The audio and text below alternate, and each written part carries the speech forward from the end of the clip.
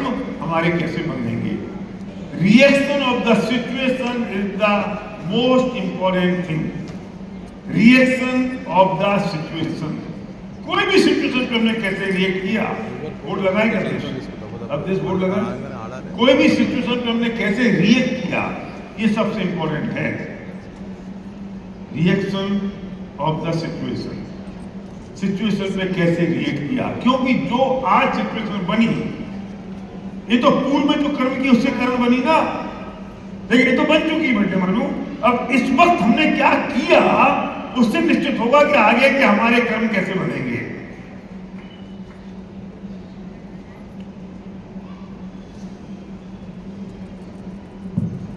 तो మనము స్పిరిచువాలిటీ ఇక్కడ మూడో రోజు మాట్లాడతాము. సో స్పిరిచువాలిటీ అంటే ఒక ధర్మం కాదు, ఒక సమాజం గురించి కాదు, ఒక జాతి గురించి కాదు. ఇది ఓన్లీ అధ్యాత్మం ఉన్నది. అధ్యాత్మం అంటే మన జీవితంలో మనము డే టు డే లైఫ్లో మనము లీడ్ చేసే సిద్ధాంతాలు ఉంటాయి, అది మనం మాట్లాడుతున్నాము. సో మన జీవితంలో ఎన్నో పరిస్థితులు వస్తూ ఉంటాయి. సో ఆ పరిస్థితులు ఎప్పుడైతే మనకు ఎదురవుతాయి అవి ఇవాళ ఉంటాయి, రేపు వెళ్ళిపోతాయి. కానీ ఇక్కడ ముఖ్యమైన పాయింట్ గమనించేది ఏమున్నదంటే పరిస్థితి వచ్చినప్పుడు మనం ఎట్లా రియాక్ట్ చేస్తున్నాము, ఆ పరిస్థితిలో మనము ఎట్లా యాక్ట్ చేస్తున్నాము, అది చాలా ఇంపార్టెంట్ ఉన్నది ఇక్కడ. ఇప్పుడు ఇవాళ ఏదైనా మనకు పరిస్థితి వస్తుంది, మనం ఆ పరిస్థితిని ఎదురు చేస్తున్నాము అంటే అది మన పూర్వ కర్మం యొక్క ఫలితం గురించి ఇవాళ వర్తమానంలో అది వచ్చింది. కానీ ఇప్పుడు వర్తమానంలో ఏవైతే వచ్చింది మనం దాని మీద ఎట్లాంటివి మనము రియాక్షన్ ఇస్తున్నాము అది మన రాబోయే భవిష్యత్తు నిర్మాణం చేస్తుంది. సో ముఖ్యమైన మాట ఏమున్నది అంటే రియాక్షన్ ఈజ్ వెరీ ఇంపార్టెంట్. మనం ఎట్లా ఒక సిచ్యువేషన్లో ఒక పరిస్థితిలో ఎట్లా రియాక్ట్ చేస్తున్నాము అది మన రాబోయే భవిష్యత్తు యొక్క కర్మాల్ని కూడా నిర్మిస్తుంది. అది మేము చెప్తున్నాను. एक है परिस्थिति और एक है रिएक्शन, एक है सिचुएशन और एक है रिएक्शन। सिचुएशन हमारे कंट्रोल में नहीं है, ये बहुत इंपॉर्टेंट बात है। इसलिए नहीं है क्योंकि वो सिचुएशन तो हमने जो पूर्व में कर्म बांधे थे, वो सिचुएशन तो वो पूर्व में जो कर्म बांधे थे उसके कारण वर्तमान में आई है। समझ में आ रही है बात? ये बहुत इंपॉर्टेंट फॉर्मूला दे रहा हूं मैं आज, पर इस फॉर्मूले को समझ लेना। सिचुएशन जो प्रेजेंट में हुई है, तेलुगु में क्लियर हो रही ना बातें, जो बात अभी जो प्रेजेंट में सिचुएशन है ये वो है जो पूर्व में हमने कर्म बांधे थे। लेकिन इस सिचुएशन से भविष्य में कौन से कर्म बनेंगे ये इस बात पर निर्भर कर रहा है कि हमने वर्तमान में उस सिचुएशन को में कैसे रिएक्ट किया, कैसे हमने प्रतिक्रिया दी। प्रतिक्रिया से कर्म बनेंगे। सिचुएशन तो घट चुकी, वो तो आ चुकी, देन हाउ टू रिएक्ट। जो रिएक्शन है वो नक्की करेगा कि हमारे आगे के कर्म कैसे बनेंगे। विजय मालेकर, तुम्हारा पैर टूट गया, तुम्हारे पैर में दर्द है, ये जो पैर टूटा पैर का दर्द है वो क्यों हुआ? तुमने पूर्व में ऐसे कुछ पाप मांगे थे जिसकी वजह से वर्तमान में ये उदय आया। लेकिन अब जो उदय पैर टूट गया, अब तो इसे कैसे रिएक्ट कर रहे हो?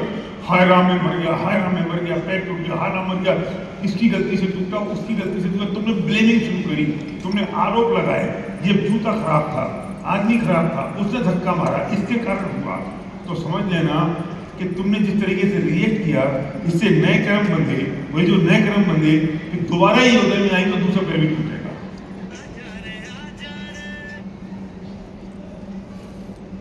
సో ఇక్కడ రెండు విషయాలు ఉన్నాయి. ఒకటి పరిస్థితి ఉన్నది, ఒకటి ఆ పరిస్థితిలో మనము ప్రతిచర్య ఏం చేస్తున్నాము, ప్రతిక్రియ అంటారు దాన్ని.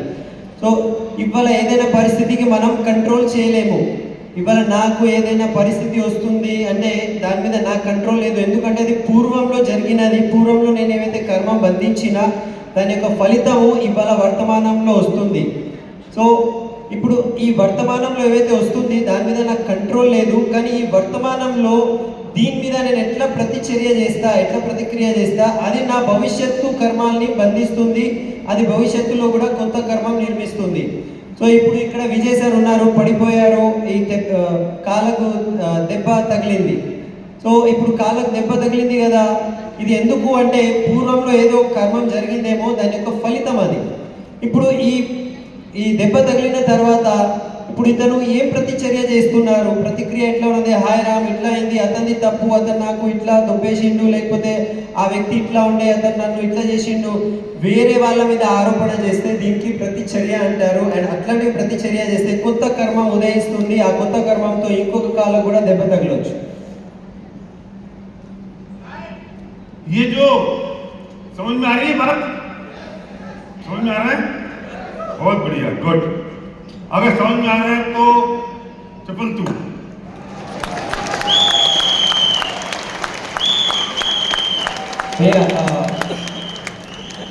చాలా మంది సీట్స్ పైన సామాన్ పెట్టినారు, సీట్స్ రిజర్వ్ చేసుకున్నారు. ప్లీజ్ అట్లా చేయకండి. ఆ సీట్స్ ఖాళీ చేసేస్తే చాలా మంది ఇక్కడ నిలబడి ఉన్నారు, వచ్చే వాళ్ళు ఉంటారు. సో సీట్స్ ఖాళీ చేసేయండి, సామాన్ పెట్టకండి, सीट्स रिजर्व చేయకండి. सीट्स को रिजर्व मत करिए, सीट्स पे सामान मत रखिए.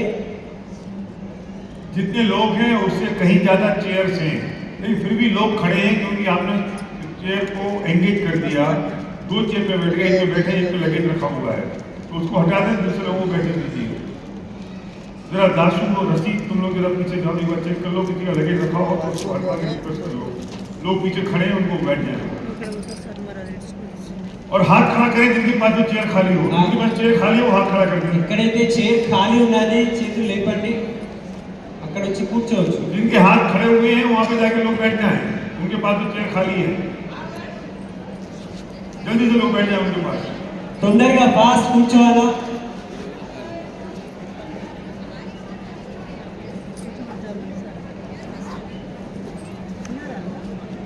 जल्दी 1 मिनट के अंदर, टाइम नहीं है हमारे पास.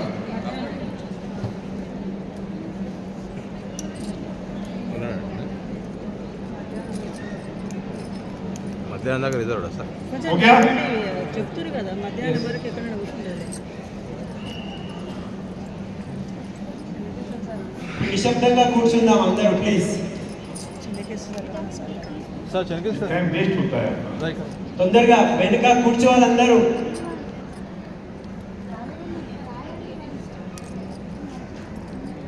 चलो आ जाओ, वापस आ जाओ. जितने लोग गए थे मैनेजमेंट करने, जल्दी आ जाओ, సీట్ ఖాళీ ఉంది. आ जाओ, वापस आ जाओ. हो गया? हो गया काम, हो गया. Good. हमारी लीडरशिप बहुत बढ़िया है, बहुत अच्छे लोग हैं. Good. Good. तो ఎవరు కాంట్రాక్ట్ రాలేదా? अभी रिजर्व की जाती है तो गड़बड़ होता है. क्या बात कह रहे थे हम? श्रीनिवास बोलो, क्या कह रहे थे? परिस्थिति इंपॉर्टेंट नहीं है, परिस्थिति सिचुएशन इंपॉर्टेंट नहीं है, उस सिचुएशन पे रिएक्शन इंपॉर्टेंट है. क्योंकि सिचुएशन जो है ना उसका कोई कंट्रोल नहीं है, पर रिएक्शन पे तो कंट्रोल है. सर्व के समझ में आ रही बात? सिद्धि समझ में आ रही है? ये जो ना सिचुएशन, ये तो पास्ट टेंस है. सिचुएशन पास्ट टेंस है और रिएक्शन जो है ना वो फ्यूचर डिसाइड कर रहा है. रिएक्शन फ्यूचर डिसाइड कर रहा है, सिचुएशन पास्ट टेंस हो चुकी और हम रिएक्शन पे ध्यान ही नहीं देते हैं. हमारा ध्यान होता है कि सिचुएशन कैसी हुई और इस सिचुएशन में हम किसको कब कैसे ब्लेम करना शुरू करें. तुम्हारा पैर टूटा, तुमने ब्लेम करना किसको शुरू किया? जूता खराब था, आदमी ने धक्का दे दिया, मैं गिर पड़ा. तुमने ये नहीं सोचा कि मैंने ऐसे कर्म किए थे, उनका फल मुझे मिल रहा है. अब पैर तो टूट चुका, अब how to react in this situation जो पैर टूटा हुआ. और अगर हमने ये डिसाइड कर लिया कि हमने सही तरीके से रिएक्शन किया है तो आगे के जो कर्म बनने वाले हैं वो कर्म नहीं बनेंगे. चरण ये लाइट कर देना.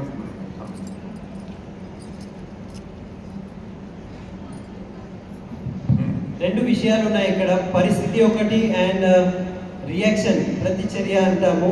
సో పరిస్థితి అనేది దానిపైన మనకు కంట్రోల్ ఏం లేదు, ఎందుకంటే అది పాస్ట్ టెన్స్ ఉన్నది, అది జరిగిపోయింది. సో దాన్ని మనం మార్చలేము. సో అది ఎట్లయినా మనం ఫేస్ చేయాల్సిందే. కానీ ఇంపార్టెంట్ ఏమున్నది అంటే మన ప్రతిచర్య, మనం దానిపైన ఎట్లా రియాక్ట్ చేస్తున్నాము, ఎట్లా ప్రతిక్రియ చేస్తున్నాము, దాని మీద మనకు కంట్రోల్ ఉన్నది. అండ్ ఈ కంట్రోల్ చేసే క్రమంలోనే మనము ఫ్యూచర్ డిసైడ్ అవుతుంది అక్కడ. అంటే మనం ఇవాళ ఎట్లా రియాక్షన్ చేస్తున్నామో అదే మన రాబోయే భవిష్యత్తుని డిసైడ్ చేస్తుంది. సో మన రియాక్షన్ పైన మనము ఎక్కువ సార్లు ఏం గమనించలేము. ఎందుకు అంటే మనం బ్లేమింగ్ లోనే ఉండిపోతాము. అతని వల్ల ఏంటి, ఇతను ఇట్లా చేసేసిండు, ఇతను దొబ్బేసిండు, అందు గురించి నేను పడిపోయినా, నాకు దెబ్బ తగిలింది, ఆరోపణ చేసుకుంటూ ఉంటాము. సో మర్చిపోతాము, ఇది మనము రియాక్షన్ మీద మనము ధ్యానం పెట్టలేము. సో దీంతో ఏమవుతుంది అంటే మనము ఫ్యూచర్ కర్మాన్ని మనము బంధిస్తున్నాము. సో రియాక్షన్ సరి అయిన రీతిలో చేస్తే ఫ్యూచర్లో మనం కర్మం బంధించలేము. ఇది మనం అర్థం చేసుకోవాలి. जब प्रभु श्री राम को दशरथ ने कहा, राजा दशरथ उनके पिता ने, कि तुम्हें 14 साल का वनवास हो गया है और तुम्हें वनवास में जाना है, और 14 साल का, और राज गद्दी तुम्हें नहीं मिलेगी। मैं पूछता हूं उस वक्त राम ने कैसे रिएक्ट किया? इंपॉर्टेंट है हाउ टू रिएक्ट।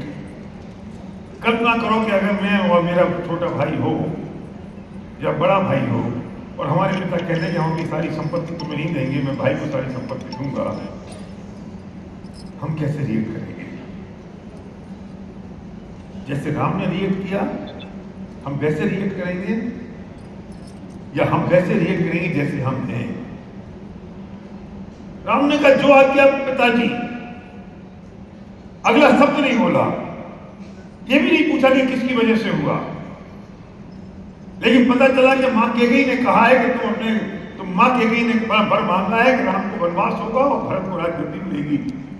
तो कैकेयी को भी गाली देंगी, कैकेयी को भी भला बुरा नहीं कहा, कैकेयी से भी नहीं कहा कि तुमने ऐसा क्यों किया। भरत को राजगद्दी मिलने वाली तो भरत से भी कुछ नहीं कहा, और वे सीधे जो आज्ञा कहते हुए अपनी तीनों माताओं से मिलके, अपने भाइयों से मिलके वन की ओर चले गए। Accept as it is. अगर उनकी जगह हम होते और हमें पता चलता कि हमारे पिता ने कहा है कि तुम्हें राजगद्दी, तुम्हें सारी संपत्ति नहीं मिलेगी और ये संपत्ति तुम्हारे भाई को मिलेगी, हम क्या करते हैं?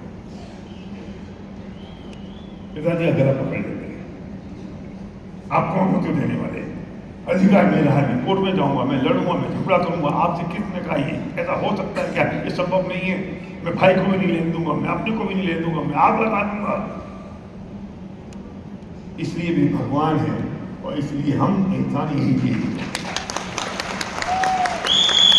हम राम की पूजा तो करते हैं, हम अपने इष्ट देवता की पूजा तो करते हैं, हम परमात्मा की, अल्लाह की, जीसस की पूजा तो करते हैं, लेकिन उनने अपनी जिंदगी में जो किया वो हम नहीं करते। तो फिर पूजा करने का मतलब क्या है? क्यों करना है फिर पूजा? और फिर कहते हैं भगवान हमारी जिंदगी में कुछ हो नहीं रहा है। वे कहते हैं मेरी जिंदगी को देख ले, मेरी जिंदगी में जैसे मैंने रिएक्ट किया सिचुएशन को, वैसे तू रिएक्ट करना सीख जा, तो तू ही भगवान बन जाएगा।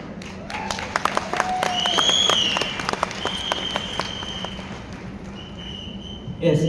సో ఇక్కడ ప్రభు రామ్ గురించి మాట్లాడుతున్నారు. పిత ఆజ్ఞ వలన, పిత ఏం చెప్పినారంటే తండ్రి గారు ఇప్పుడు 14 సంవత్సరాలు మీరు వనవాసం వెళ్ళిపోవాలి, మీకు ఈ రాజ్యం కూడా ఇవ్వము, భరత్కి ఇచ్చేస్తున్నాము, సో మీరు వెళ్ళిపోవాలి అని ఎప్పుడైతే పిత ఆజ్ఞ ఇచ్చారో అప్పుడు రామ్ ఎట్లా రియాక్ట్ చేశారు? సో రాముడు అక్కడ జస్ట్ ఓకే తండ్రి గారు మీ ఆజ్ఞ నేను పాటిస్తాను అని వెళ్ళిపోయారు. అక్కడ ఎవరితో ఏమనలే. వాళ్ళ మాత ఉన్నారు, కైకేయి మాత ఇదంతా చేసింది అని తెలిసిన తర్వాత కూడా కైకేయి మాత కూడా ఏం చెప్పలే. సో అందరికీ నమస్కరించి వెళ్ళిపోయినారు. అదే ప్లేస్లో ఒకవేళ మీరు మేము ఉన్నామనుకోండి, ఓకే తండ్రి చెప్పిండు నీకు ఏం మొత్తం నీకు ఇవ్వను, ఎంత అయితే సంపద నా దగ్గర ఉన్నది, డబ్బు ఉన్నది, లేకపోతే ప్రాపర్టీ ఉన్నది, మీ తమ్ముడికి లేకపోతే అన్నకి ఇస్తానంటే మీరు ఎట్లా రియాక్ట్ అవుతారు?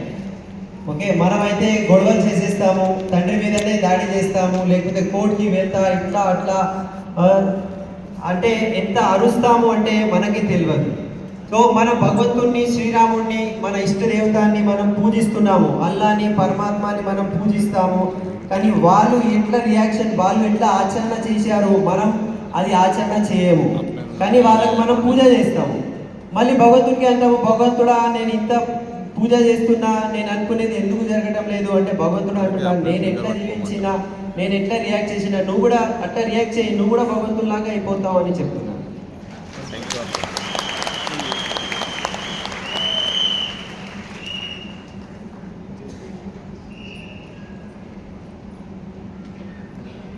हमने भगवान को तो माना, लेकिन हमने भगवान की नहीं मानी।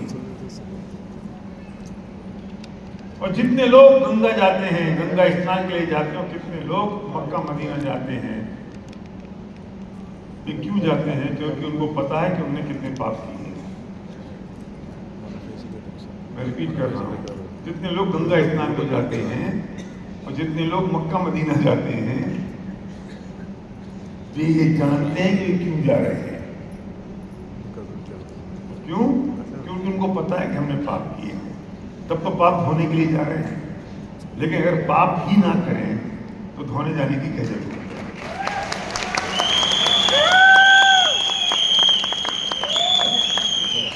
సో చాలా మందికి భగవంతుణ్ణి అందరూ నమ్ముతారు, కానీ భగవంతుని మాటలు ఎవరు ఫాలో చేయరు, ఆచరించరు భగవంతుని మాటలు. సో ఇప్పుడు చాలా మంది గంగా స్నానం వెళ్తారు, లేకపోతే చాలా మంది మక్కా మదీనా వెళ్తారు. ఎందుకు అంటే అన్ని చేసిన పాపాలు అక్కడ మొత్తం ఉద్ధరించడానికి వెళ్తారు. సో ఇప్పుడు వెళ్తున్న వ్యక్తికి ఒకవేళ తెలిసిందనుకో, నేను అన్ని పాపాలు చేసిన, అందు గురించి అక్కడ అన్ని పాపాలు అక్కడ మనము కడిగేయచ్చు, క్లీన్ చేసుకోవచ్చు అని మనం అక్కడ వెళ్తున్నాము. ఒకవేళ మనం పాపమే చేయలేదనుకోండి, అక్కడ వెళ్ళి అవసరం పడుతుందా మనకు? సో ఈ మాట అర్థం చేసుకోవాలి. ఎంతమంది అక్కడ పోతున్నారు? ఎందుకంటే పాపం చేసినాము, అది క్లీన్ చేయడానికి అక్కడ పోతున్నాము. అది పాపం చేయకపోతే అక్కడ వెళ్ళేది అవసరం పడుతుందా? అవసరం పడదు. जो घटना घटी वो घट चुकी। सवाल इस बात का है कि मैंने उसमें अब क्या किया। मैंने उसे अच्छा जाना कि मैंने उसे बुरा जाना, मैंने उसे उसमें अनुकूलता का भेदन किया या प्रतिकूलता का भेदन किया। मैं अनुकूलता का भेदन किया तो मैंने पुण्य कमाया, मेरा पुण्य का उदय था। प्रतिकूलता का भेदन किया तो मेरे पाप का उदय था। और मैंने ना अनुकूलता का भेदन किया ना प्रतिकूलता का भेदन किया, मैंने एक्सेप्ट एज इट इज किया और साक्षी भाव में आ गया तो मैंने धर्म कर लिया। సో ఎప్పుడైతే ఒక సంఘటన లేకపోతే ఒక సిచ్యువేషన్ మనకు ఎదురవుతున్నాయి, నేను మంచిగా ఆలోచించినాను అనుకో, సో అంటే అనుకూలత అంటారు, నేను పుణ్యం కట్టుకుంటా. నాకు బాధాకరంగా ఉన్నది అనుకోండి, నేను అక్కడ పాపం కట్టుకుంటున్నా. సో ఇక్కడ ఏమంటున్నారంటే, నాకు పుణ్యం వద్దు, పాపం వద్దు, నేను మంచిగా కూడా అనుకోను, నేను ఇది చెడది కూడా అనుకోను. నేను జస్ట్ ఇట్లా చూస్తున్నా, యాక్సెప్ట్ చేస్తున్నా, యాజ్ ఇట్ ఈస్ ఎట్లా ఉన్నది ఇట్లా యాక్సెప్ట్ చేసుకొని సాక్షి భావంతో, ఏం రియాక్షన్ లేకుండా సాక్షి భావంతో చూస్తే అది అక్కడే ఉండిపోతుంది. एक जना इधर आना, ऊपर कोई एक जना आओ, एक जना आओ, कोई ऊपर आओ, ऊपर कम कम कम कम, इधर आओ, इधर खड़े हो। माइक देना, एक माइक जल्दी से, सब तैयार रखना चाहिए ना पहले से।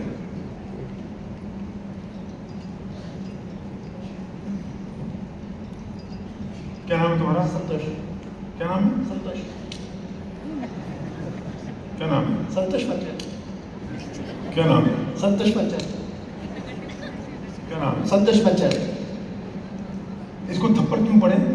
सॉरी, इसको थप्पड़ क्यों पड़े? सुनो, थप्पड़ क्यों पड़े इसको? क्यों पड़े ना थप्पड़? रिएक्शन कराए अभी, थप्पड़ क्यों पड़े? पता नहीं क्यों पड़े, थप्पड़ क्यों पड़ा मालूम नहीं, पर ये सिचुएशन है कि इसको थप्पड़ पड़ा। सिचुएशन है ना। अब इस सिचुएशन में तीन बातें हैं। या तो इसको महसूस कैसा हो रहा है, कैसा लग रहा है? अच्छा लग टेंशन कैसा लग रहा है? आपको देखकर कुछ भी नहीं लग रहा सर। अगर इसको खुशी हो रही है कि 5-7 हजार लोगों के बीच में मैं स्टेज पे आ गया और मेरी सबके सामने पिटाई हो गई, तो इसके पुण्य का उदय है। और अगर इसको लग रहा है कि 5-7 हजार लोगों के बीच में भैया ने मेरी इज्जत खराब कर दी, मुझे थप्पड़ मार दिया, तो इसके पाप का उदय है। सिचुएशन वही है, इसको महसूस कैसा हो रहा है। और अगर इसको कुछ नहीं लग रहा है कि पहले पाप किया होगा, पुण्य किया होगा, इसलिए मेरे साथ ऐसी परिस्थिति घट चुकी और अपनी मस्ती में, अपने आनंद में, अपने एक्सेप्ट एजिटेट कर दिया, तो ये साक्षी भाव में आ गया, इसने वो काम कर लिया जो भगवान और परमात्मा करते हैं।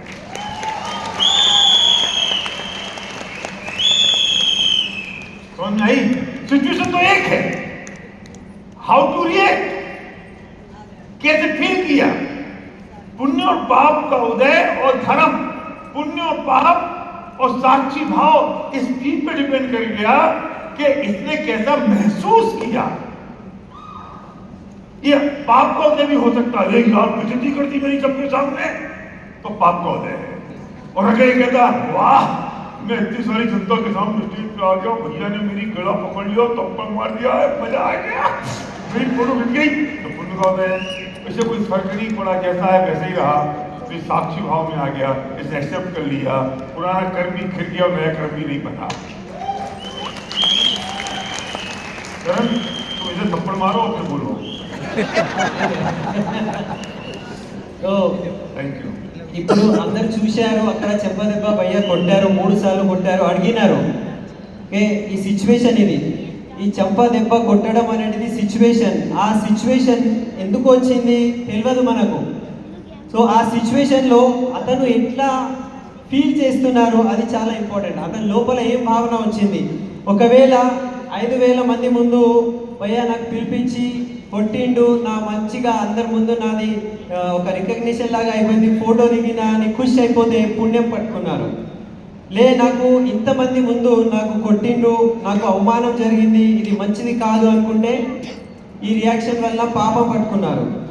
కానీ ఈ రెండు ఏం కాలేదనుకోండి, ఏం అతను పుణ్యం కూడా కాలే, పాపం కూడా కాలే, అంటే ఖుషి కూడా లేదు అండ్ దుఃఖం అవమానం కూడా లేదు, జస్ట్ అతను ఎట్లా ఉన్నారు అట్లనే ఉన్నారు.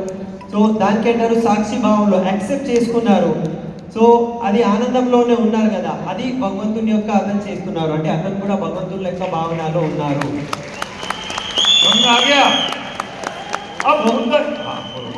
పాపము పుణ్యము ధర్మం అని అంటాం కదా. సో ఇది పాపం పుణ్యం ధర్మం ఎక్కడి నుంచి వస్తుందంటే మీరు లోపల ఏం అనుభవిస్తున్నారు, లోపల మీ ఫీలింగ్ ఏమున్నది. మీ ఫీలింగ్ దుఃఖకరంగా ఉన్నది అంటే మీరు పాపం వైపు పోతున్నారు, ఆనందం ఉన్నదంటే మీరు పుణ్యం వైపు ఉన్నారు. ఏం లేదు, just accept as it is. So పూర్వకర్మం నేను ఇప్పుడు క్లీన్ చేసేస్తున్నా అండ్ ఫ్యూచర్లో వచ్చే కర్మం నేను బంధిస్తలేను అంటే అది సాక్షి భావం ఉన్నది, అదే భగవంతుని యొక్క భావం.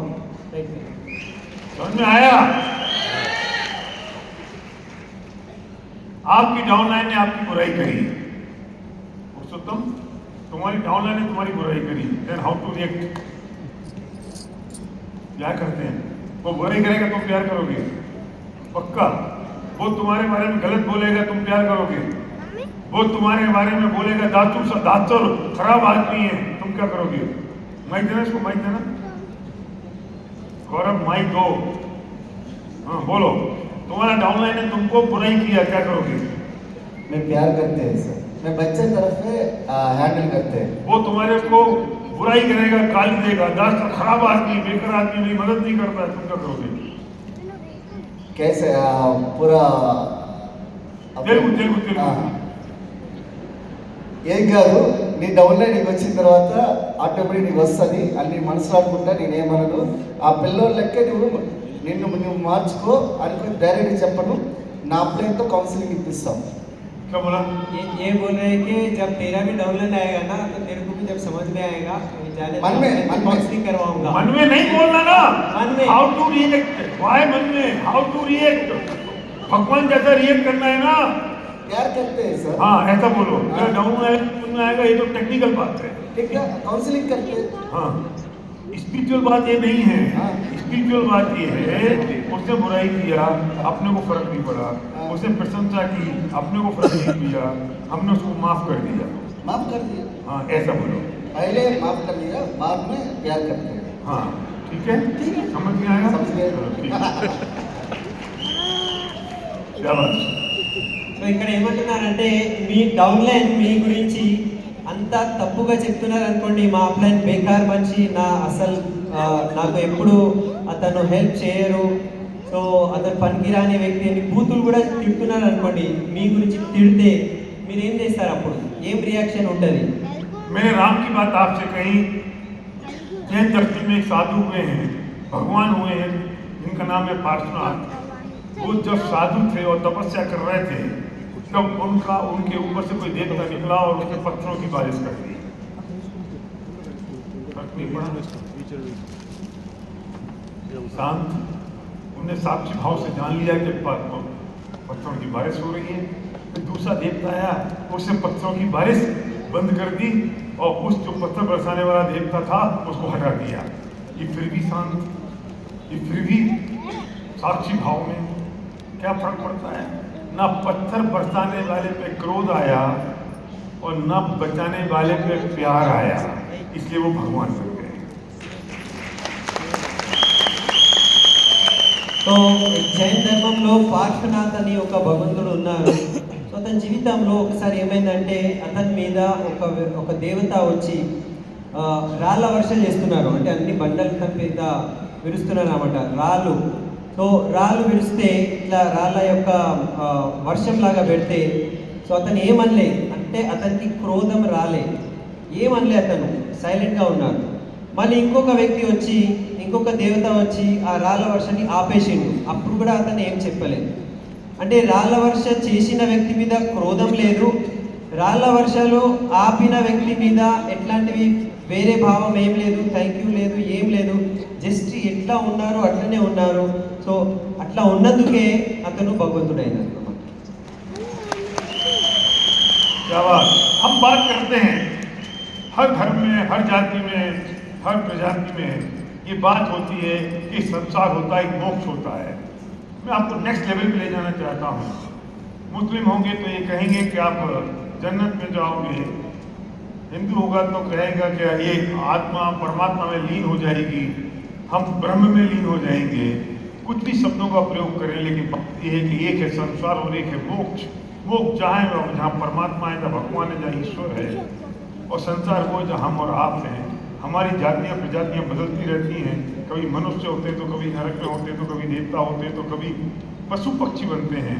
लेकिन संसार से अगर मुक्ति चाहिए, मोक्ष में जाना है, तो हमारे थॉट प्रोसेस में बात आनी चाहिए कि हमें संसार को छोड़ के मोक्ष प्राप्त करना है, हमें परमात्मा में लीन होना है, परमात्मा बनना है। परमात्मा जैसे बनेंगे तो एक दिन परमात्मा बनेंगे, परमात्मा जैसा थॉट होगा तो एक दिन परमात्मा बनेंगे, परमात्मा जैसा व्यवहार होगा तो एक दिन परमात्मा बनेंगे। हमने रिएक्शन कैसे किया इस पर निर्भर करता है कि मैं संसार में रहने वाला हूं कि मैं मोक्ष में जाने वाला हूं। एक बात सुन लेना, जो व्यक्ति संसार में जीत जाता है वो मोक्ष मार्ग में हार जाता है, और जो व्यक्ति संसार में हार जाता है वो मोक्ष मार्ग में जीत जाता है। लोगों ने कहा कि राम हार गए, लोगों ने कहा कि राम हार गए, चले गए वन में, लेकिन राम भगवान हो गए, वो मोक्ष मार्ग में जीत गए विजय। लोगों ने कहा कि जीसस को सूली पे लटका दिया, जीसस हार गए, उनका शत्रु जीत गया। लोगों ने कहा कि पार्श्वनाथ हार गए, क्योंकि कमर ने पत्थर मारे और पार्श्वनाथ ने कुछ नहीं किया, लेकिन पार्श्वनाथ मोक्ष में चले गए, भगवान बन गए। ऐसी सारी कहानियां इस्लाम धर्म में भी हैं। पर जो संसार में हार जाएगा वो मोक्ष मार्ग में जीत जाएगा, जो संसार में जीत जाएगा वो मोक्ष मार्ग में हार जाएगा। हमें संसार में नहीं जीतना है, इसलिए हमें मोक्ष मार्ग में जीतना है। अगर मैं बिजनेस की बात करूं कि आप हर डाउनलाइन से उलझते रहे तो अभी मंजिल पर नहीं पहुंचोगे, लेकिन अगर हर डाउनलाइन को प्यार करते हुए चले गए तो मंजिल आपकी नजदीक है। मोहब्बत करने वालों की लाइन लगी होगी और नफरत करने वाले भी चले जाएंगे। मैं हर छोटी छोटी बात पर रिएक्ट करना शुरू कर दूं, उसने मुझसे ऐसा कर दिया, उसने ऐसा कर दिया, वो मेरे अपलाइन ने मदद नहीं करी, मेरी डाउनलाइन ने मेरी हेल्प नहीं करी, तो इसलिए मैं बिजनेस नहीं कर रहा हूं। तू छोड़ दे बिजनेस, तू इस लड़ाई में जीत गया, लेकिन तू अपने सपनों की मंजिल में हार गया, क्योंकि अब वो मंजिल तुझे मिलने वाली नहीं है। अरे इसको लेट गो कर दो, छोड़ दो, एक्सेप्ट कर लो, क्या फर्क पड़ता है? अल्टीमेटली जीत तो मेरी होने वाली है, इससे मुझे कोई फर्क पड़ने वाला नहीं है। यहाँ लोगों को माफ करते हुए चले जाओ, लोगों को प्यार करो, मोहब्बत लुटाओ, क्या फर्क पड़ता है? कोई गाली दे दे तो भी फर्क नहीं पड़ता, और लोग गले से लगा ले तो भी फर्क नहीं पड़ता। मैं सच कहता हूँ कि कल आप लोगों ने जो किया, मुझे मेरी फैमिली को कुछ अंदाज नहीं था, कुछ पता नहीं था, और अचानक हमें सब सरप्राइज मिला। जब होटल में लोग लेने आए तभी सरप्राइज था कि शायद यहाँ पहुँच गए, फिर वहाँ से यहाँ पहुँचे तो हमने कहा ये बाहर क्यों खड़े हैं सब लोग, तब भी कुछ पता नहीं था। जब उतरे तब भी मैंने कहा यहीं तक खड़े होंगे, तब भी कुछ पता नहीं था। जब हॉल के अंदर आए तब पता चला ये क्या कर दिया। लेकिन मैं भगवान को साक्षी मान के कह रहा हूँ, उस वक्त भी हमारे मन में एक ही विकल्प चल रहा था कि ये अहंकार की धूल हमारे माथे पे ना चढ़ जाए, ये लोगों का प्यार और स्नेह है, इनकी जिंदगी बदल जाए बस। और हमारे कारण किसी को तकलीफ हो रही हो तो मैं उनकी क्षमा चाहता हूँ, चाहे वो फूल के अंदर होने वाले छोटे छोटे जीव हों और या कोई इंसान हो, हमारे कारण तकलीफ हो रही हो तो उसे हमें माफ़ कर दे। शाम को कोई पूछ रहा था कि सुबह क्या हुआ, तो मैं भूल ही गया था सुबह हुआ क्या था, मुझे याद भी नहीं था। नहीं तो दूसरा ऑप्शन हो सकता था। सिचुएशन तो यही थी, रिएक्शन दो हो सकते थे। मैं इतना बड़ा रिएक्शन कर सकता था कि मैं भगवान बन गया हूँ और मैं एक गॉड फादर हूँ और मैं भगवान जैसा रिएक्ट कर रहा हूँ और मैं बिल्कुल ऐसा हो जाता, ऐसा चलता और तुम लोगों को कुछ गिनता नहीं, ये भी रिएक्शन हो सकता था। लेकिन क्षण भर के लिए मेरे पास वो रिएक्शन दिमाग में आया है और ये सोचा कि मैं तो मोक्ष मार्गी हूँ, इस संसार की चीज़ें चलती रहेंगी। लोगों का आज मेरे पुण्य का उदय आया है, इसे लोग प्यार कर रहे हैं, लेकिन अगर पाप का उदय आ जाएगा तो सारे लोग नफरत करने लग जाएंगे। क्या हुआ, मेरे यश का उदय था, आप लोगों ने इतनी बढ़िया बढ़िया प्रशंसाएं करी। अरे एसपी भारत तो वो भी था जो 2011 में था, जब लोग गालियां देते थे, तब भी फर्क नहीं पड़ा, मैंने किसी को जवाब नहीं दिया क्योंकि तो मेरे यश का उदय नहीं था। अब यश का उदय आया, आप लोग प्रशंसा करने लगे, मैं तब डिप्रेशन में जाऊं और आज मैं अहम में भूल जाऊं, तो ये तो कोई भगवान का मार्ग नहीं है, ये तो कोई मोक्ष का मार्ग नहीं है, ये तो संसार का मार्ग है। और मैंने कैसे रिएक्ट किया ये इस बात पर निर्भर करता है कि मेरा भविष्य उससे कैसे होगा। సో చాలా విషయాలు చెప్పారు. సో ప్రతి ధర్మంలో లేకపోతే జాతిలో ఎక్కడైనా ఒకటి సంసారం గురించి, అంటే ఈ మొత్తం సంసారం ఉంటుంది అని మనం మాట్లాడతాము, ఒకవైపు మోక్షం గురించి మాట్లాడతాము. సో ఇస్లాంలో కూడా జన్నత్ అని చెప్తారు, ఇంకా వేరే ధర్మాల్లో కూడా స్వర్గం అని చెప్తారు. సో ఒక ఆత్మ పరమాత్మ లేకపోతే బ్రహ్మలీన్ అని చెప్తాము, ఆ భావం అనే ఉంటుంది. సో ఒకవైపు సంసారం ఉన్నది, ఒకవైపు భగవంతుడు ఉన్నారు. సో ఇప్పుడు మనం మనుషులము, అందరము మనిషి లేకపోతే పశువులు, మనమందరము ఈ సంసారంలో ఉన్నాము. అండ్ ఒకరోజు మనము మోక్షం వైపు వెళ్ళాలి, ఈ సంసారాన్ని వదిలేసి మనము మోక్షం వైపు వెళ్ళాలి. సో అది ఎట్లా వెళ్తాము? సో మనం పరమాత్మ లెక్క మనము వ్యవహారం చేస్తే, పరమాత్మ లెక్క మనము ఏమంటారు ఆచరణ చేస్తే మనం కూడా పరమాత్మ మార్గంలో లేకపోతే మోక్ష మార్గంలో మనం వెళ్తూ ఉంటాము. సో ఇప్పుడు ఈ సంసారంలో ఎవరైతే జయిస్తారో వాళ్ళు మోక్ష మార్గంలో వాళ్ళు ఓడిపోతారు. అండ్ ఎవరైతే సంసార మార్గంలో ఓడిపోతారో వాళ్ళు మోక్ష మార్గంలో జయిస్తారట. ఈ మాట అర్థం చేసుకోవాలి. ఇప్పుడు రాముడు వనవాసం వెళ్ళిండు, అందరు అన్నారు అరే అంత మంచి రాజ్యం వదిలేసి వెళ్ళిపోయిండు, అతను ఓడిపోయిండు అని అంటారు, కానీ అతను భగవంతుడైనాడు. జీజస్కి ఇట్లా అక్కడ దాని మీద సిలువ మీద పెట్టేశారు అంటే అతను ఓడిపోయిండు సంసారంలో, అట్లా కాదు, అతను మోక్షంకి చెందినారు లేకపోతే భగవంతుడైనారు. పార్శ్వనాథం మీద ఆ రాళ్ళ వర్ష చేసినారు, అతను ఏం చెప్పలేదు. సో అందు గురించి అతను మోక్ష మార్గంలో వెళ్ళి భగవంతుడైపోయింది. సో ఈ సంసారంలో మనము ఎప్పుడైనా జయిస్తే మన మోక్ష మార్గంలో మనము ఓడిపోతాము. అండ్ సంసారంలో మనం ఓడిపోతే మనము మోక్ష మార్గంలో మనం జయిస్తాము. ఇప్పుడు బిజినెస్ వైపు మనం మాట్లాడుకుంటే మీ డౌన్లైన్ ఓకే, ప్రతి ఒక్క డౌన్లైన్ చిన్న చిన్న విషయాల మీద, గొడవల మీద, అతను ఇట్లా చేసిండు అతను అట్లా చేసిండు అని మనం పట్టుకొని దాని మీదనే మనం చెప్పుకుంటా ఉంటే, సో మనము ఇదంతా బేకార్, వీళ్ళు అట్లా ఉన్నారు అట్లా అయినారని నేను ఈ బిజినెస్ వదిలేసిన అన్నావు అనుకో, నువ్వు మంచి పని చేశావు, నువ్వు ఈ సంసారంలో నువ్వు జయించావు, కానీ నీ డ్రీమ్స్ కొరకు నువ్వు ఓడిపోయినావు. సో ప్రతి చిన్న చిన్న విషయాల్ని, చిన్న చిన్న గొడవల్ని మనం పట్టుకొని అప్లైన్ డౌన్లైన్ని మనము ప్రేమతో వదిలేస్తే, ఓకే, దాన్ని మనము వదిలేస్తే, ప్రేమ చేసుకుంటూ మనం ముందుకు వెళ్ళిపోతే ఒకరోజు మీరు జయిస్తారు, మీ అన్ని కళలు నిజమవుతాయి. సో మనం లెట్ ఇట్ గో చేయాలి, మనం ఇవన్నీ వదిలేయాలి. వదిలేస్తేనే మనం వాళ్ళకు క్షమించాలి, మనం వాళ్ళకు ప్రేమ చేయాలి, వాళ్ళు మనకు తిట్లు కూడా చెప్పొచ్చు. కానీ మనం ఒకవేళ అది వదిలేసి మనం ముందుకు పోతూ ఉంటే ఒక రోజు మనము మన డ్రీమ్స్ని ఫుల్ఫిల్ చేసుకోవచ్చు. మాకు నిన్న జరిగింది రికగ్నిషన్. నాకు తెలియదు ఇదంతా జరుగుతుందని. మాకైతే సర్ప్రైజ్ ఉండే. మేము హోటల్ నుంచి బయటికి వెళ్ళాము. మెర్సిడీస్ కార్స్ వచ్చినాయి, వీళ్ళు ఎందుకు వచ్చిండ్రు అని అనుకున్నా.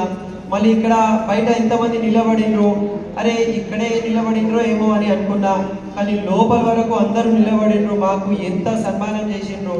సో ఇంత సన్మానం చేసిన తర్వాత మా మనసు లోపల ఇంత కూడా అహంకారం రాలే.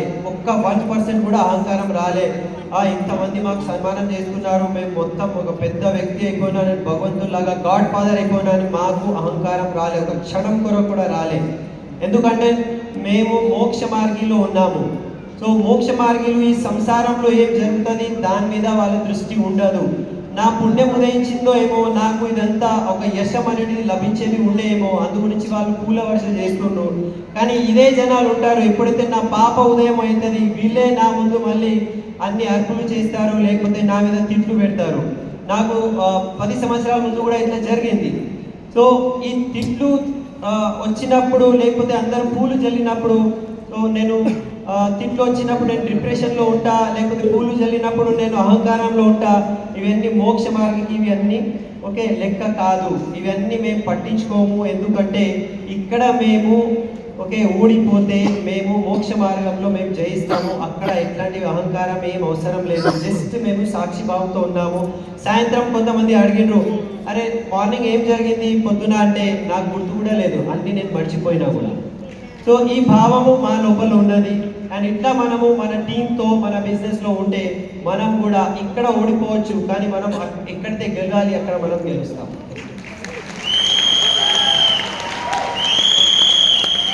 आपके हाथ में चाय का कप है, आपके हाथ में चाय का कप है, किसी ने धक्का दिया और चाय झलक गई, तो हम क्या कहते हैं श्रीवास?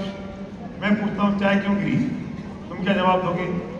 इसने धक्का मारा इसलिए चाय गिरी, उसने धक्का मारा इसलिए चाय गिरी। उसने तो धक्का तुमको आधा घंटे पहले भी मारा था, तब तो चाय नहीं गिरी थी ना। पर अब चाय क्यों गिरी? कप में जो होगा वो झलकेगा। तब तुम्हारे कप में चाय थी नहीं, तो उसने धक्का मारा तो गिरी नहीं। अब कप में चाय थी तो उसने धक्का मारा तो गिरी, तो धक्के से कहाँ गिरी? जो कप में था वो गिरा। अगर कोई भी सिचुएशन होती है और तुम्हारा जो रिएक्शन होता है वो सिचुएशन के कारण नहीं होता है, जो तुम्हारे अंदर भरा होता है वो चीज बाहर निकलती है। मेरे संतोष को थप्पड़ मारा तो संतोष अंदर गुस्सा भरा होता तो गुस्सा निकलता, प्यार भरा होता तो प्यार निकला। कल मैं वहां से यहाँ हम आ रहे थे पूरी फैमिली, तो अगर हमारे अंदर अहंकार भरा होता तो इस सिचुएशन में अहंकार बाहर निकलता। अगर मोहब्बत थी तो मोहब्बत बाहर निकलती। अगर साक्षी भाव अंदर था तो साक्षी भाव बाहर निकलता। तो सवाल हम आरोप लगाते हैं तुम्हारे कारण ही हुआ, हम आरोप लगाते हैं धक्का मारा इसलिए चाय गिरी, हम आरोप लगाते हैं कि थप्पड़ मारा इसलिए गुस्सा आया, हम आरोप लगाते हैं कि तुमने इतना सेलिब्रेशन किया इसलिए अहंकार आया। नहीं, ये तो परिस्थिति है, जो अंदर था वो बाहर निकलता है। इसलिए हमें अंदर को ठीक करने की जरूरत है और लोगों पे आरोप लगाने की जरूरत नहीं है। ఒక ఛాయ్ మనము మన చేతుల్లో ఒక టీ కప్ ఉన్నది, దాంట్లో టీ ఉన్నది, ఒక వ్యక్తి చేయి తగిలింది, ఆ టీ కూడా పడిపోయింది. సో మనం ఏం చెప్తాము, అరే నువ్వు నన్ను ఇట్లా దుబ్బినావు, సో నీ చేతులు తగిలింది, నా మొత్తం టీ పడిపోయింది. సో మనము అతని మీద ఆరోపణ చేస్తున్నాము, నీ వలన ఇది పడిపోయింది. కానీ అతను ఇంతకుముందు కూడా మీకు ఇట్లా టచ్ చేసిండు, కానీ అప్పుడు ఏం జరగలేదు. సో సిచ్యువేషన్ ఏమున్నదంటే అప్పుడు మీ చేతుల్లో టీ కప్ లేకుండే, అప్పుడు కూడా ఆ వ్యక్తి చేయి అనేటిది తగిలింది మీకు, కానీ అప్పుడు మీరు ఏమనలే. ఇప్పుడు మీ చేతుల్లో టీ ఉన్నది, టీ కప్ ఉన్నది, దాంట్లో టీ ఉన్నది, అండ్ అప్పుడు చేయి తగిలింది, అప్పుడు ఆ టీ పడింది. అందు గురించి మీరు అతని మీద ఆరోపణ చేస్తున్నారు. కానీ పాయింట్ అక్కడ అది కాదు. మీ చేతుల్లో ఆ టీ కప్ ఉన్నది, దాంట్లో టీ ఉన్నది, అది కదిలింది, ఆ కప్పులో టీ ఉన్నది, అందు గురించి అది పడింది. అంటే ఈ విషయం అర్థం చేసుకోవాలి. మన లోపల ఏముంటుంది అదే బయటికి వస్తుంది, అది సార్ చెప్తున్నారు. ఇప్పుడు సిచ్యువేషన్ ఉన్నది, ఆ వ్యక్తి చేయి తగలడం వల్ల టీ పడింది అని, మన లోపల ఏముంటుంది అదే బయటికి వస్తుంది. ఇప్పుడు ఆ సంతోష్ సార్ని నేను దెబ్బ కొట్టిన, అతని లోపల ఒకవేళ కోపం ఉంటే కోపం బయటికి వస్తుండే, ప్రేమ ఉంటే ప్రేమ బయటికి వస్తుండే. ఇప్పుడు నిన్న మాకు అందరూ పూలు జరుపుకుంటూ తీసుకొచ్చిండ్రు. సో మా లోపల ఒకవేళ అహంకారం ఉంటే బయట అహంకారమే వస్తుండే, మా లోపల ఒకవేళ ప్రేమ ఉంటే ప్రేమనే బయట వస్తుండే, ఒకవేళ మా లోపల సాక్షిభావం ఉంటే ఇదంతా ఓకే బై అని సో బయట కూడా సాక్షిభావమే వస్తుండే. సో మన లోపల ఏమున్నది అదే బయటికి వస్తుంది. సో అక్కడ సిచ్యువేషన్ కాదు ఇంపార్టెంట్, మన లోపల ఏమున్నది అది ఇంపార్టెంట్. సో సిచ్యువేషన్ని మనం మార్చలేము, మన లోపల ఏమున్నది అది మనం మార్చుకోవాలి, అది సార్ చెప్తున్నారు. పరిస్థితి ఏదైనా కావచ్చు, మన లోపల ఏమున్నది అదే బయటికి వస్తుంది. సో అది లోపల ఏమున్నది అది మనం కరెక్ట్ చేసుకోవాలి. किसी को डर है, किसी को डर है भगवान देख रहा है, और किसी को भरोसा है कि भगवान देख रहा है. दोनों बातों में फर्क है. किसी को डर है सागर, किसी को डर है कि भगवान देख रहा है, और किसी को भरोसा है कि भगवान देख रहा है. तुम गलत काम भगवान के डर के कारण नहीं कर रहे हो, या तुम भगवान जैसा बनना चाहते हो इसलिए गलत काम नहीं कर रहे. हम गॉड फियरिंग हैं या गॉड लविंग हैं? हमें गॉड फियरिंग नहीं बनना है, गॉड लविंग बनना है. हमें उनसे मोहब्बत करनी है, उनसे डरना नहीं है. इसलिए भगवान से डरो मत, भरोसा रखो, मोहब्बत करो. डरते वो हैं जो गलत काम करते हैं.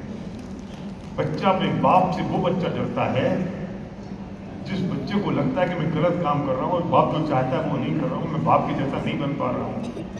लेकिन उस बच्चे को अपने बाप पे पूरा भरोसा होता है जो बच्चा अपने बाप के जैसा बनता है, बनना चाहता है और उनसे मोहब्बत करता है. वो परमपिता परमात्मा बाप के समान है. उनसे डरो मत, मोहब्बत करो, उन पर भरोसा रखो. अब वो जो उन्होंने अपनी जिंदगी में किया वो अपने जीवन में करो. अपने जीवन में घटित होना चाहिए वो, तब समझ में आएगा कि हम गॉड लविंग हैं.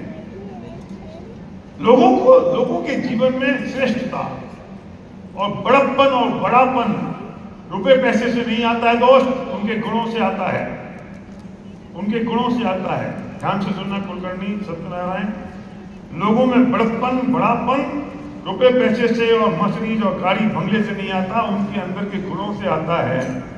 दूध, दही, छाछ और घी, पनीर सब एक खानदान के हैं, लेकिन सबकी रेट अलग अलग है क्योंकि सबके गुण अलग अलग है. दूध 50 रुपए किलो होगा तो घी कितने भाव है? 500 800. घी 800 रुपए किलो है. खानदान तो एक ही है.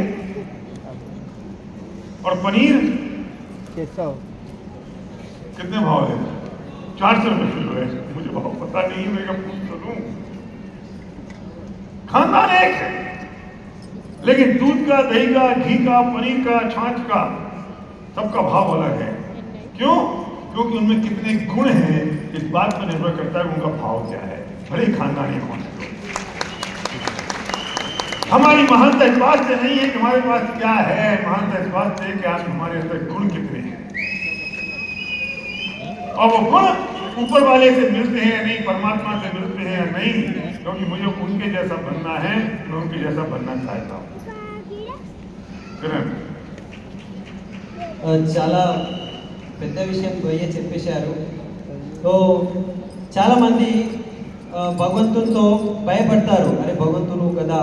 సో భగవంతునితో అంటే భగవంతుడి పైన మనకు ఎప్పుడైతే భయం ఉంటుంది అది ఒక మాట ఉన్నది, లేకపోతే భగవంతుని మీద మనకు భరోసా ఉన్నది అది ఒక మాట ఉన్నది.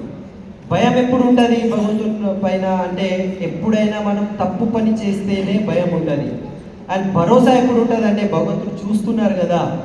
సో ఒక వ్యక్తి భగవంతుడు చూస్తున్నారు అని భయపడతాడు, ఒక వ్యక్తి భగవంతుడు చూస్తున్నారు అని భరోసా పెట్టుకుంటాడు. భగవంతుడు చూస్తుండు కదా నాకు భరోసా ఉన్నది అని. సో ఒకవైపు గాడ్ ఫియరింగ్ అంటారు, గాడ్ మీద భయము. ఒకటి గాడ్ లవింగ్ అంటారు, అంటే భగవంతుని మీద ప్రేమ. సో ఎప్పుడైతే ప్రేమ ఉంటుంది అప్పుడు భరోసా ఉంటుంది. అండ్ ఎప్పుడైతే మనం భగవంతుని మీద ఏదైనా తప్పు పని మనం చేస్తున్నామో అప్పుడు మనకు భయం ఉంటుంది. ఇప్పుడు పిల్లోడు ఉన్నాడు అనుకోండి, ఒక కొడుకు ఉన్నాడు. సో తండ్రితో ఎప్పుడు భయపడతాడు, ఎప్పుడు భయం ఉంటుంది అంటే ఎప్పుడైనా అతను తప్పు పని చేస్తేనే భయం ఉంటుంది. అమ్మ తండ్రి చూస్తుంటే ఏం చేస్తాడేమో అని. కానీ ఎవరికైతే తండ్రి మీద చాలా ప్రేమ ఉన్నది అండ్ అతను తండ్రి ఏం చెప్తుండో అదే చేస్తున్నాడు అనుకోండి, అతనికి ప్రేమ ఉంటుంది అనే భరోసా ఉంటుంది, భయం ఉండదు. సో మనము భయం మీద పని చేస్తున్నామా లేకపోతే భగవంతుని మీద ప్రేమతో మనము ఉన్నామా? సో మనం గాడ్ ఫియరింగా, గాడ్ లవింగా? ఇప్పుడు ఒక వ్యక్తి దగ్గర, ఎవరి దగ్గరైనా పెద్దతనం అంటారు, ఓకే అతను గొప్ప వ్యక్తి, పెద్ద వ్యక్తిని అంటాము. అది డబ్బుతో, మర్సిడీస్తో, మనీతో కాదు. వాళ్ళ దగ్గర ఉన్న మంచి గుణాలతో ఆ వ్యక్తి పెద్ద మనిషి లేకపోతే గొప్ప మనిషి అని మనం చెప్పాలి. ఓకే, డబ్బుతో కాదు, అది గుణములతో. అండ్ ఎట్లాంటివి గుణం ఉండాలి అంటే అది భగవంతుల్లో ఉన్న గుణం ఉండాలి, భగవంతుని వైపు ఉన్న గుణం ఉండాలి. ఓన్లీ డబ్బుతో మనము ఆ వ్యక్తి యొక్క గొప్పతనం మనము క్యాల్కులేట్ చేయొద్దు. సో ఇప్పుడు ఇక్కడ పాలు ఉన్నది అనుకోండి, పాలు ఉన్నది, పనీర్ ఉన్నది, ఘీ, నెయ్యి ఉన్నది, ఇవన్నీ ఒకే ఫ్యామిలీ. కానీ ఈ ఒక్కొక్కటి ఒక్కొక్క ధర ఉన్నది. పాలు అనేది 50 రూపాయల లీటర్ ఉండొచ్చు, పనీర్ అనేది 400 రూపాయల కిలో ఉండొచ్చు. కానీ అదే నెయ్యి ఉన్నదనుకో దాని యొక్క ధర 800 ఉంటుంది, ఎక్కువ ఉంటుంది. సో పరివారం ఒక్కటే ఉన్నది అది, కానీ ధర ఎందుకు మారింది అంటే దాని లోపల ఉన్న గుణం వలన అది మారింది. సో వ్యక్తి లోపల కూడా ఎట్లాంటివి గుణాలు ఉన్నాయి దాన్ని బట్టి ఆ వ్యక్తి గొప్ప వ్యక్తి ఉన్నాడా లేడా, అండ్ ఆ గుణం అనేది అది భగవంతుని వైపు గుణం ఉన్నాయా లేకపోతే వేరే గుణాలు ఉన్నాయా, అది కూడా మనం చూసుకోవాలి. एक व्यक्ति को इधर आना जरा, जल्दी आओ, कोई नहीं आओ, कम कम कम कम, अच्छा अच्छा भागो भागो, तुम दोबारा आओगे, तुम दोबारा मत आओ, अरे तुम दोबारा मत आओ, दोबारा पिटाई हो जाएगी। हाँ कम इधर आओ, तुम जाओ जाओ, पानी बोलो दे, क्या नाम है तुम्हारा? श्रीनिवास रेड्डी। हिंदी समझ में आती है? ये पानी बोतल पकड़ो, तुमने ये पानी बोतल पकड़ी, तुम अगर 10 मिनट तक पकड़ोगे कोई फर्क पड़ेगा? नहीं पड़ेगा। 1 घंटा पकड़ोगे तो थोड़ा चलेगा, और 24 घंटे पकड़ोगे तो नहीं पकड़ सकते। 7 दिन पकड़ोगे तो नहीं क्या होगा? क्या नहीं, नींद आता, नीचे गिर जाए, ये हाथ में से फिसल जाता सर। फिसलेगा नहीं, पकड़ के रखना। और अगर 15 दिन पकड़ के रखो तो हाथ में पैरालिसिस हो जाएगा। इस बोतल को 5 दिन पकड़ने में कोई फर्क नहीं पड़ता, 15 दिन ऐसा पकड़ के रखेंगे हाथ में पैरालिसिस हो जाएगा। समझ में आ रही है बात? देखो, इसका मतलब पता है क्या है? इसका मतलब ये है कि समस्या को जितनी देर तक अपने दिमाग में रखोगे वो उतनी तकलीफ और परेशानी देगी और पैरालिसिस हो जाएगा।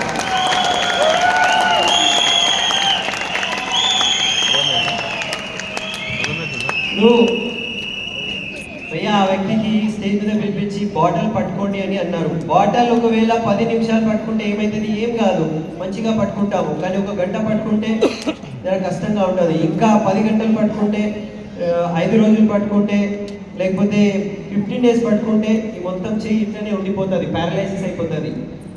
సో ఇక్కడ అర్థం ఏమున్నదంటే 10 నిమిషాలు 5 నిమిషాలు పట్టుకుంటే ఏం ఫరక్ పడదు, కానీ అదే 20 రోజులు పట్టుకుంటే మన చేయి మొత్తం ప్యారలైసిస్ అయిపోతుంది. దీని యొక్క అర్థం ఏమున్నదంటే మన జీవితంలో వచ్చే సమస్యని, బాధల్ని మనము ఎక్కువ రోజులు పట్టుకుంటే అది మనకు ఎక్కువ బాధాకరంగా ఉంటుంది, ఎక్కువ మనకు పీడిస్తుంది అని భయ్య చెప్తుంది.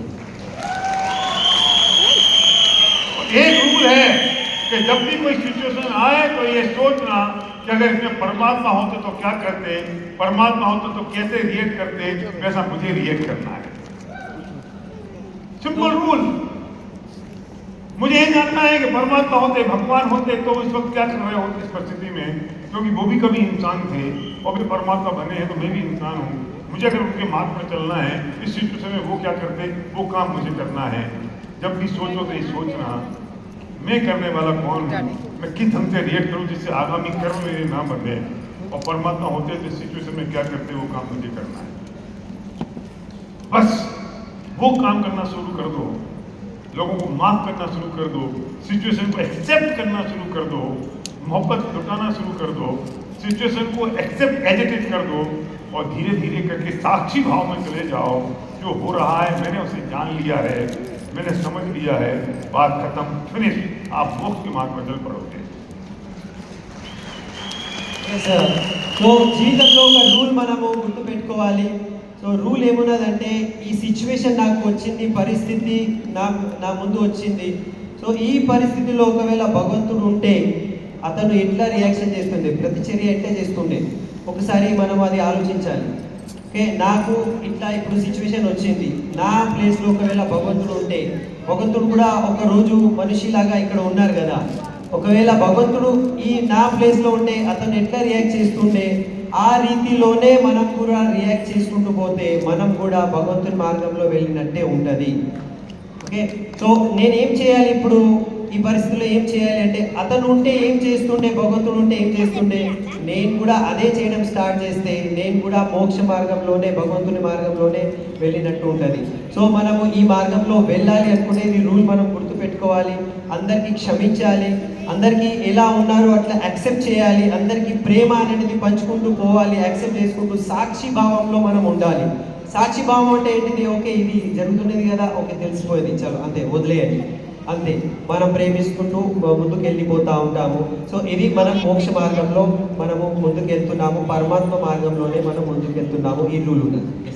गुड, खड़े हो जाओ अपनी जगह पे, बिल्कुल खड़े हो जाओ अपनी जगह पे, एकदम रिलैक्स हो जाइए, एकदम रिलैक्स, एकदम रिलैक्स हो जाए, लाइट అందరూ రిలాక్స్, एकदम फ्री हो जाओ, रिलैक्स हो जाओ, ఫ్రీ అయిపోండి, రిలాక్స్ అయిపోండి. एकदम अपनी मस्ती में आ जाओ और अपनी मस्ती में घूमना शुरू कर दें। एक लाइन ट्रांसलेट कर दो। ఇప్పుడు మీరు కళ్ళు మూసుకోండి అండ్ మీ మస్తిలో అంటే మీ లోపలే కళ్ళు మూసుకో. अपनी मस्ती में सारे आए। चाहिए बिल्कुल अपने पैर कहीं भी जा रहे हैं जाने दें, हाथ कहीं भी जा रहे हैं जाने दें, झूम जाए, बिल्कुल आनंद में आ जाए। మీరు ఆనందంలో ఉండండి, మీ కాలు చేతులు ఎక్కడ పోతున్నాయి తెలియదు, బస్ మీ మస్తిలో ఒక నృత్యం చేసినట్టు మీరు లోపల అట్లా నృత్యం मुझे वो पीछे वाले చేసుకుంటూ लोग घूमते हुए दिखाई नहीं दे रहे हैं अभी। बिल्कुल मस्ती में आ जाओ, बिल्कुल आपका हाथ कहीं नहीं जा रहा है, पैर कहीं जा रहा है, चिंता नहीं करना। आप जंगल में नृत्य कर रहे हैं, डांस कर रहे हैं जंगल में, बिल्कुल मस्ती में आ गए हैं। और मस्ती इसलिए आ गई है क्योंकि आपको परमात्मा का मार्ग मिल गया है। अब आपको कोई दुखी नहीं कर सकता, कोई सुखी नहीं कर सकता। आप साक्षी भाव में हैं और इस संसार में रहने के लिए अभूतपूर्व बिजनेस और बैंकिंग जैसा सिस्टम और अपनाए मिल गए हैं। तो आपकी जिंदगी में मस्ती आ जानी चाहिए, मस्ती और मौज आ जानी चाहिए। इसलिए उस मस्ती में जंगल में आप नृत्य कर रहे हैं, इस सिचुएशन में आ जाए। మీరందరూ ఒక అడవిలో ఉన్నారు అనుకోండి, మీరు నృత్యం చేస్తున్నారు, చాలా ఆనందంలో ఉన్నారు. ఎందుకు ఆనందంలో ఉన్నారంటే నాకు ఒక మంచి మార్గం దొరికింది, మోక్ష మార్గం దొరికింది, పరమాత్మ యొక్క మార్గం దొరికింది, ఇట్లాంటివి గొప్ప బిజినెస్ నాకు దొరికింది. అందు గురించి చాలా ఆనందంతో అసలు అంతా మర్చిపోవండి, మీరు ఒక అడవిలో ఒకరే ఉన్నారు, అట్లా మీరు నృత్యం చేసుకుంటూ ఉండండి. बिल्कुल झूम जाए उस मोर की तरह, उस मोर की तरह जो जंगल में नाचता है अपने पंखों को ऊपर करके, और जो होश भी नहीं रहता है कि कौन मुझे देख रहा है कौन नहीं देख रहा है। आपको ये नहीं देखना है कि कौन आपको देख रहा है कौन नहीं देख रहा है। आंखें बंद करिए और अपनी मस्ती में आ जाइए। दुनिया की सारी तकलीफों सारी चिंताओं को आग लगा दीजिए, क्योंकि अब कोई तकलीफ और कोई चिंता आपके पास नहीं है, क्योंकि आपको वो मार्ग मिल गया है जिसमें कोई आपको न दुखी कर सकता है, न परेशान कर सकता है, न आपके दिमाग पर राज कर सकता है। మీరు ఇప్పుడు మర్చిపోండి నాకు ఏం బాధలు ఉన్నాయి, నాకు దుఃఖం ఉన్నది, ఎందుకంటే నాకు ఎట్లాంటి మార్గం ఇప్పుడు దొరికిందంటే నా మీద ఎవరి కంట్రోల్ లేదు. సో నేను చాలా ఆనందకరంగా నేను ఉన్నాను, ఎవరిని మనం చూసేది లేదు. ఒక అడవిలో ఒక నెమలి లాగా నృత్యం చేసుకుంటూ ఆనందంగా ఫీల్ చేయండి అనుకుంటాను. हे परमात्मा, मैं इस मार्ग को समझ चुका हूँ, मैं जान चुका हूँ कि मुझे किसी भी परिस्थिति में कैसे रिएक्ट करना है, क्योंकि मैंने आपको देखा है और जाना है। जैसे आप रिएक्ट करते हैं वैसे अब मैं रिएक्ट करने वाला हूँ। अब मैं अपनी मस्ती में हूँ, अपने आनंद में हूँ। कौन मेरी बुराई करता है, कौन मेरी प्रशंसा करता करता है, कौन मुझसे दूर जाता है, कौन मुझके पास आता है, मुझे इसका कोई फर्क नहीं पड़ता। क्यों? क्योंकि अब मैं आपका बंदा हूँ, आपकी तरह जिंदगी जी रहा हूँ और मैं समझ गया हूँ कि जो परिस्थिति घटी है वो पूर्व कर्मों के कारण घटी है और इस पे होने वाला जो रिएक्शन है वो मेरे आगे के कर्मों को निश्चित करेगा और मैं तो इन कर्मों से दूर जाकर मोक्ष मार्ग में जाने वाला हूँ। ఓ భగవంతుడా, నాకు ఇప్పుడు అర్థమైపోయింది. నాకు ఏదైనా జరుగుతున్నది అంటే అది నా పూర్వ కర్మం ద్వారా నాకు వచ్చింది. సో నేను పరిస్థితి మీద ఎట్లా రియాక్ట్ చేయాలి, ఎట్లా ప్రతిక్రియ చేయాలి నాకు అర్థమైపోయింది. మీలాగానే నేను ఇది ఆచరించాలి అని నాకు అర్థమైంది. సో ఏ దుఃఖము ఏ సుఖము నాకు అసలు డిస్టర్బ్ చేయదు. నేను ఈ మార్గంలో ముందుకెళ్తున్నా, చాలా ఆనందంతో నేను ముందుకెళ్తున్నా. నాకు ఎట్లాంటి దుఃఖం అనేది తగలదు, నాకు ఎట్లాంటి సుఖం అనేది ఏం డిస్టర్బ్ చేయదు. సో నేను మీ మార్గంలో ఆనందంగా ఉన్నాను.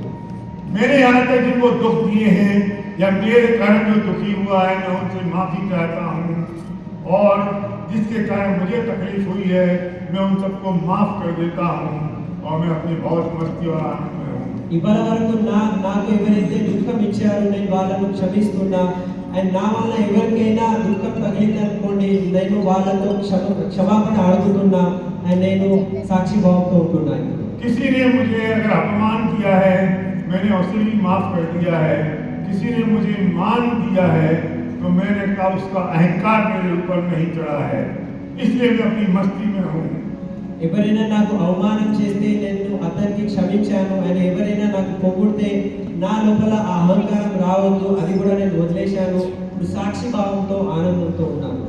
और मैं करता नहीं हूँ, मैं ज्ञान हूँ, मैं सिर्फ जानता हूँ और जब मैं जानता हूँ तो मैं तो अकर्ता हूँ और जब मैं अकर्ता हूँ तो मुझे किसी का ना राग है ना द्वेष है। मैं सिर्फ जानता हूँ और मैं साक्षी भाव में हूँ, इसलिए मैं अपनी मस्ती में हूँ और अपने आनंद में हूँ। అసలు నేను ఒక కర్త నేను లేను, నేను జస్ట్ జ్ఞానం ఉన్నాను. సో ఎవరైనా ఏదైనా చేస్తున్నారు అంటే నేను జస్ట్ జ్ఞానం లాగా తీసుకుంటున్నా. నేను చేసే వ్యక్తి ఎవరు లేరు. సో నేను చేసే వ్యక్తి కాను, నేను జస్ట్ అనుకునే జ్ఞానం తీసుకున్న వ్యక్తి ఉన్నాను. అందు గురించి నేను సాక్షి భావంలో ఉన్నాను, నేను నా ఆనందంలో ఉన్నాను. इस वक्त आपके चेहरे पर प्रसन्नता आनी चाहिए, मुस्कुराहट आनी चाहिए, आपका दिल और दिमाग में आनंद से भर जाना चाहिए क्योंकि हम अकर्ता हैं, हम साक्षी भाव में हैं, हम सहज हैं, इसलिए हम अपनी मस्ती में हैं क्योंकि मैं तो सिर्फ जानता हूँ और जानने का काम परमात्मा का होता है। इसलिए मैं अपने आनंद और अपनी मस्ती में हूँ। पूरी दुनिया को माफ कर चुका हूँ, माफी मांग चुका हूँ। कोई आरोप कोई प्रत्यारोप किसी के ऊपर नहीं है। मैं परिस्थिति को देखता हूँ, समझता हूँ और कोई रिएक्शन नहीं करता हूँ। సో అందరి యొక్క ముఖం పైన నవ్వు, ఆనందం, ప్రసన్నత రావాలి. ఎందుకంటే నాకు అర్థమైపోయింది ఎవ్వరు ఏం చెప్పినా నాకు ఎట్లాంటి రియాక్షన్ ఇచ్చేది ఏం అవసరం లేదు. ఎందుకంటే నేను అకర్తా వ్యక్తి, నేను అకర్తా ఉన్నాను. సో ఎవరు ఏం చెప్తే కూడా నేను జస్ట్ యాక్సెప్ట్ చేసుకొని సాక్షి భావంతో నా ఆనందంతో నేను ఉంటున్నా. సో ఎవరు ఏం చెప్తే వాళ్ళని క్షమించేసిన, క్షమాపణ అడిగేసిన ఇప్పుడు ఏం లేదు. జస్ట్ భగవంతుని లెక్క నేను కూడా సాక్షి భావంలో నేను ఆనందంతో ఉంటున్నా. और हे परमात्मा, जब आप मेरे साथ हैं तो मेरे आनंद को कौन भंग कर सकता है। ఓ భగవంతుడా, మీరు నాతో ఉంటే నా ఆనందాన్ని ఎవరు ఆపుతారు, ఎవరు ఆపలేరు. आज से पहले की सारी समस्याएं, सारी तकलीफें समाप्त हो चुकी हैं और आगे की जिंदगी मेरी बहुत खुशहाल है। ముందున్న అన్ని సమస్యలు, అన్ని కష్టాలు నావి అన్ని క్లియర్ అయిపోయినాయి. అండ్ వచ్చే రోజులు నాకు క్లియర్ మంచిగా నాకు కనిపిస్తున్నాయి. मेरे मन में किसी के प्रति कोई वैर भाव नहीं है, ना क्रोध है, ना कसाय है, ना आपत्ति है, ना परेशानी है। నా మనసులో ఎవరి గురించి అయినా క్రోధం లేదు, ఎట్లాంటివి చెడు భావం లేదు, అహంకారం లేదు, ఏం లేదు. జస్ట్ నేను సాక్షి భావంలో ఉన్నాను. मेरे कारण अगर किसी जीव को, किसी मनुष्य को, किसी पशु पक्षी को, किसी जानवर को, किसी पेड़ पौधे को अगर तकलीफ हुई है तो मैं उनसे माफ़ी मांगता हूँ और उनके कारण मुझे अगर तकलीफ हुई है तो मैं उन्हें माफ़ करता हूँ। నా వల్ల ఎవరైనా ఒక మనిషికి లేకపోతే ఒక జీవం జంతువు లేకపోతే ఒక చెట్టుకైనా ఏదైనా బాధ తగిలిందంటే నేను వాళ్ళతో క్షమాపణ అడుగుతున్నా. అండ్ వాళ్ళ ద్వారా నాకు ఏదైనా దుఃఖం వచ్చిందంటే వాళ్ళని నేను క్షమిస్తున్నా. अब इसी मस्ती में अपनी कुर्सी पर बैठ जाएं, बिल्कुल आंखें बंद रखें ఇదే ఆనందంతో జస్ట్ మీ కుర్చీ పైన కూర్చోండి, కళ్ళు మూసుకొని ఉండండి, మెల్లగా కూర్చోండి और आंखें बंद रखें और बैठ जाएं इसी मस्ती में और चेहरे पे मुस्कुराहट हो, प्रसन्नता हो और आपके शरीर का रोम रोम खिल रहा हो, रोम रोम प्रसन्न हो, रोम रोम हंस रहा हो. శరీరం లోపల ఒక్కొక్క రోమ్లో ఆనందం ఉన్నది, ప్రసన్నత ఉన్నది. ఇట్లనే కూర్చోండి, కళ్ళు మూసుకొని కూర్చోండి, ఆనందంతో కూర్చోండి.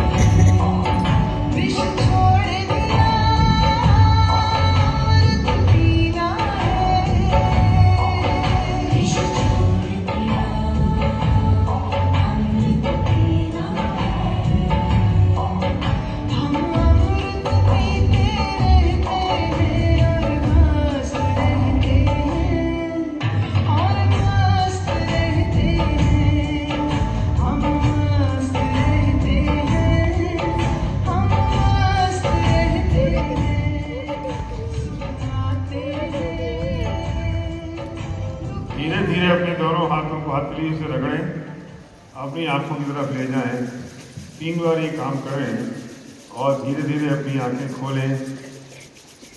और बगल में जो व्यक्ति बैठा हुआ है, अगर आपकी पत्नी है, उठे नहीं अपनी कुर्सी से, कहीं जाए नहीं। अगर बगल में जो बैठा हुआ व्यक्ति अगर आपकी पत्नी है और बहन है, आपका भाई है, डाउनलाइन है, कोई जेंट्स है, तो उसको बोलिए आई लव यू। और अगर कोई दूसरी महिला है, बहन है, तो उसको बोलिए आई रेस्पेक्ट यू। बैठे बैठे एक दूसरे को ही बोलिए, आंखें खोलिए, आंखों में आंख डाल के बोलिए और उसका टच करके फील करके बात बोलिए। మెల్లగా కళ్ళు తెరవండి. మీ పక్కనే మీ భార్య, మీ డౌన్ లైన్, లేకపోతే మీ అక్క చెల్లి ఉంటే నేను మీకు ప్రేమిస్తున్నాను చెప్పండి. వేరే ఎవరైనా స్త్రీ ఉంటే నేను మీకు ఆదరిస్తున్నా, గౌరవం ఇస్తున్నానని చెప్పండి. Thank you and same to you.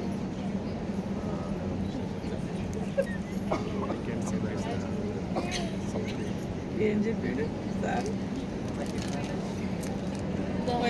పోయినావు నువ్వు.